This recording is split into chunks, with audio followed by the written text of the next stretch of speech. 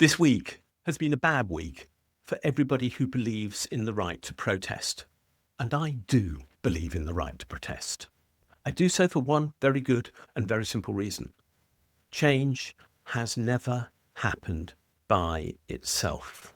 Change has always needed to be demanded, and almost always protest has been part of creating the environment in which change can take place. Those with power rarely want to give it up willingly, and that's why protest matters. Protest has changed things. It ended slavery in this country and eventually around the world in various ways. Votes for working men and then women happened because of protest, sometimes decidedly rowdy and even violent on occasions, which people would like to forget now, particularly modern politicians. But they shouldn't. Workers' rights and unions happened because of protest. Women's rights were created by protest. Apartheid was challenged by protest. Climate strikes have an impact. Gay rights, anti-equality laws, and so much else. All of this was created by protest. Protest is not a privilege. Let's be clear about this. Protest is a right protected under international law. The UN Declaration of Human Rights, which the UK helped draft and which was adopted by around 70 countries in 1948 and now by the signatories to the UN as a whole, recognises that there is a right to freedom of opinion and expression. That's in Article 19 of that declaration. And Article 20 gives a right to the freedom of peaceful assembly and association. In other words, we have a right to our opinion, we have a right to say it in whatever way we wish, and we have a right to assemble together and tell the world that we're unhappy. These are internationally respected human rights. But they're also part of UK law.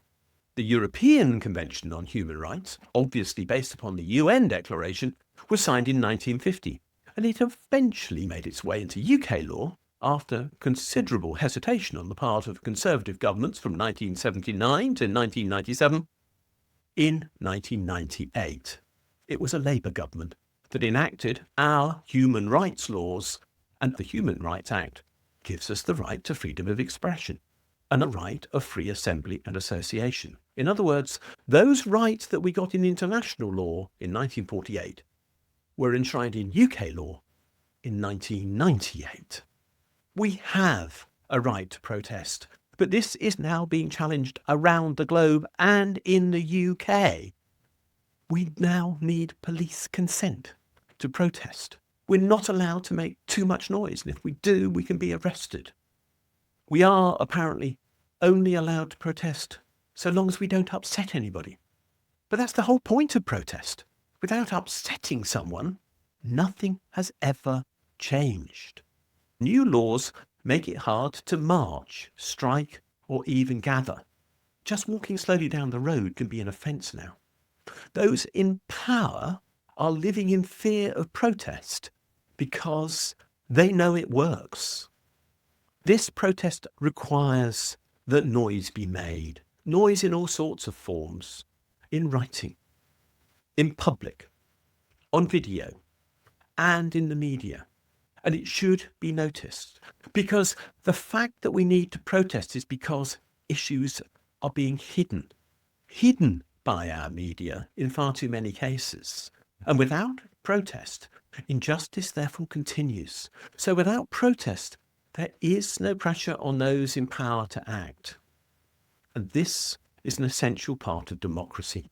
Democracy is not just about voting every few years. It's about empowering citizens to hold power to account. And protest is one of the highest forms of democratic participation there is, because it asks the question, what are you going to do about this which is wrong? We have the right to ask that question.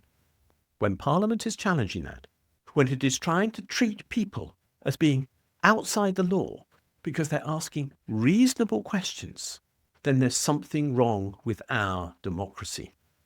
We need to protest because we need change. There has never been a major advance without protest. We must defend the right to speak out. we must demand better. And in the last week, all these rights have gone backwards. So we might need to be noisier still in the future.